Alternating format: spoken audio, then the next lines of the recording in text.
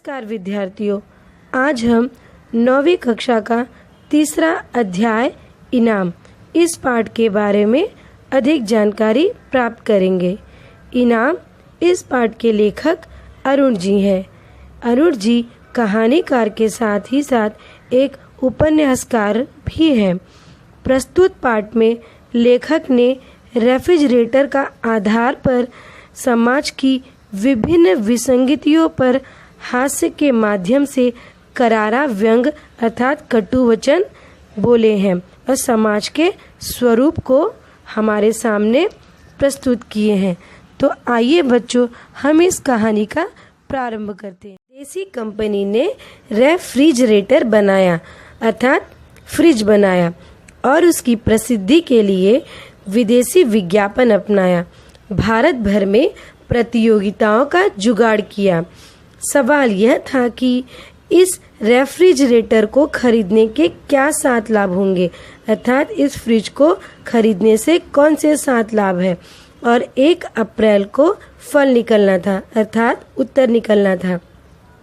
जिस या जिन प्रतियोगिताओं का उत्तर कंपनी के मुहरबंद उत्तर से मेल खा जाएगा, अर्थात कंपनी ने अपना स्वयं उत्तर चयन करके रखा था और इस प्रतियोगिता में भाग लेने वाले व्यक्ति का उत्तर कंपनी के उत्तर से मेल खाता रहेगा, तो उन्हें एक रेफ्रिजरेटर मुफ्त इनाम में दिया जाएगा।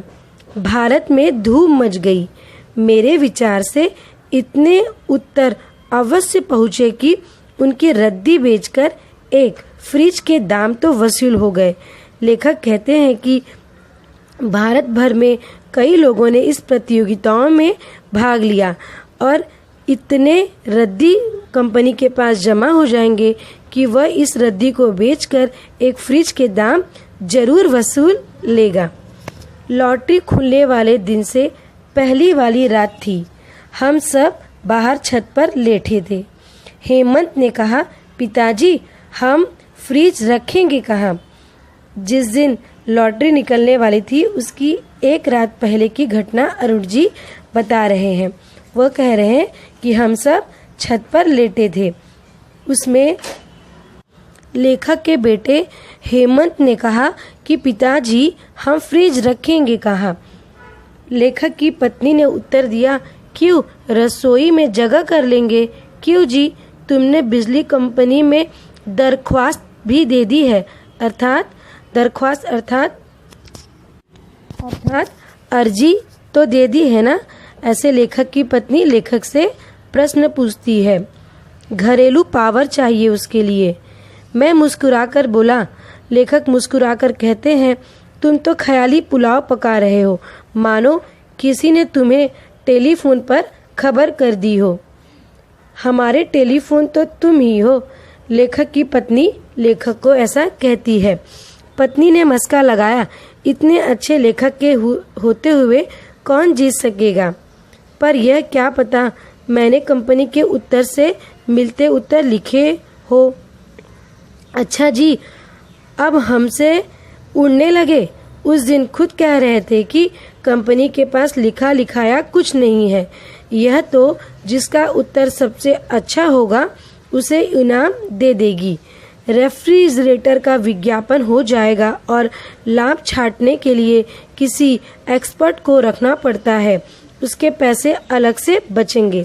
लेखक की पत्नी लेखक को कहती है कि तुमने तो खुद ही कहा था कि कंपनी के पास कोई भी उत्तर खुद का लिखा हुआ नहीं है। कंपनी तो सिर्फ अपने अच्छे विज्ञापन की तलाश के लिए यह प्रतियोगिता रखी है। ऐसा लेखक की पत्नी लेखक को याद दिलाती है।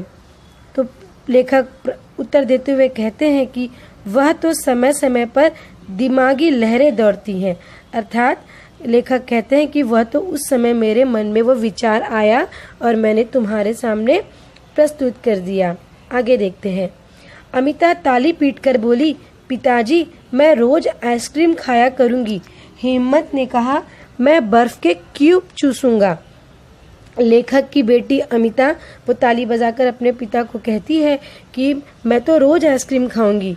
और हेमंत कहता है कि मैं बर्फ़ की क्यूब चूसूंगा, वो अर्थात फ्रिज में बर्फ़ जमा कर कर वो उसे उसका लुत्फ़ उठाएगा। तभी बगल की छत से आवाज़ आई, यह आइसक्रीम रोज़ रोज़ कौन बना रहा है? क्या अमिता के पिताजी रेस्टोरेंट खोल रहे हैं? लेखक के पड़ोस से आवाज़ आती है, अर्थात पड़ोस की छत से आवाज़ आती है कि कौन है भाई जो रोज़ आइसक्रीम खा रहा है? क्या अमिता के पिताजी अर्थात लेखक रेस्टोरेंट खोल रहे हैं क्या? हेमंत चिल्लाया, नहीं ताऊ जी, कल हमारा फ्रिज आ रहा है। अमिता भी खिलखिलाई और अमिता कहती है कि उसमें हम रोजाना आइसक्रीम भी जमाएंगे। तो बगल वाली छत से ताऊ जी कहते हैं कि क्या तुम लॉटरी वाली बात कर रहे हो? वह तो मेरे नाम आ रहा है। तभी लेखक नम्र स्वर में पड़ोसी दीनदयाल को पुकारकर कहते हैं, क्या आपने भी उत्तर भरकर भेजा है? तो वो पड़ोसी दीनदयाल जी कहते हैं, हाँ, क्योंकि मेरा उत्तर तुमसे सही है, इसलिए फ्रिज मिलेगा तो मुझे। खैर, बच्चे को आइसक्रीम तो मैं जरूर ही खिला दूंगा। बच्चे ये बातें सुनकर मायूस हो जाते हैं। किस्मत की बात है, अगले दिन लॉटरी खुली और रेडियो पर पता चला कि जिसके सब उत्तर ठीक है उन 2 भाग्यवानों में से एक लेखक भी है। रेफ्रिजरेटर मुंबई से आते आते काफ़ी दिन लग गए। इतने में मैंने बिजली का प्रबंध कर लिया। अर्थात लेखक कहते हैं कि फ्रिज को इतना समय लग गया आने के लिए कि लेखक ने बिजली का प्रबंध भी कर लिया। उसका आना था कि सगे और संबंधियों में, मित्रों और मोहल्लों में धूम मच गई। सब देखने आने लगे जैसे कोई बहू को देखने आता है। मुझे शक है यदि मैं अपने कमाए पैसों से खरीदता तो भी ऐसी भीड़ लगती क्या? यह सब लॉटरी का प्रताप है। लेखक कहते हैं कि जैसे ही लोगों को पता चला कि मैंने इनाम में फ्रिज जीता है तो काफ़ी सगी संबंधियों, पड़ोसी, मोहल्लों सब में धूम मच गई और सब धीरे धीरे मेरे फ्रिज को देखने आने लग गए। लेखक ने कहा कि मुझे शक हो रहा है, अगर मैं यह खरीदता तो इतने लोग देखने नहीं आते। यह तो लॉटरी का प्रताप है कि इतने लोग देखने आ रहे हैं। जैसे मोहल्ले में एक बहू आती है, नई नवेली दुल्हन आती है तो उसे देखने के लिए जो भीड़ उमड़ती है, ठीक उसी प्रकार इस फ्रिज को देखने के लिए लोगों की भीड़ उमड़ रही है।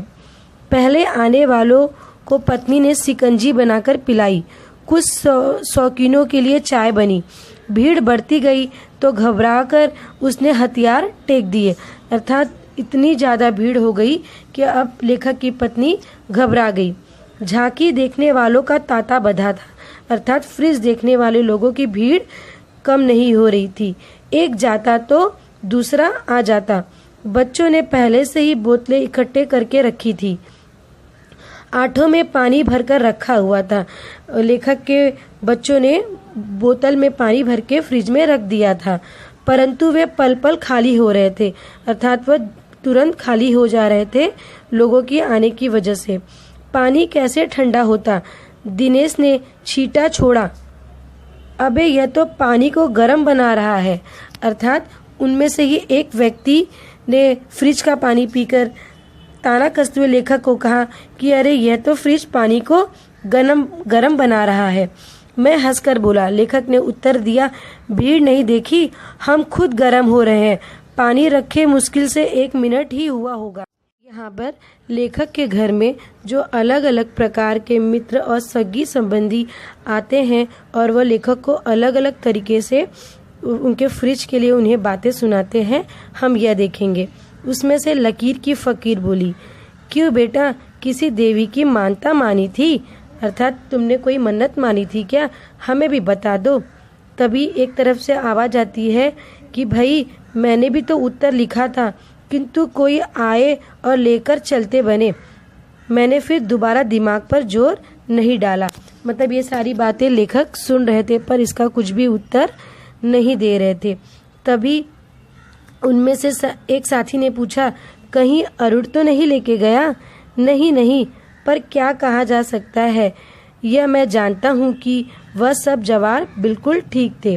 अर्थात एक मित्र ने कहा कि मैंने भी तो उत्तर लिखा था और मेरे सारे उत्तर सही थे, परंतु इनाम तो कोई और ही लेकर गया। तभी जला भुना बोला, अर्थात जिसको ये फ्रिज नहीं मिला। उसने उत्तर दिया, जब बिजली का बिल आएगा तब बच्चों को पता लगेगा कि सफ़ेद हाथी बांध लिया है दरवाजे पर।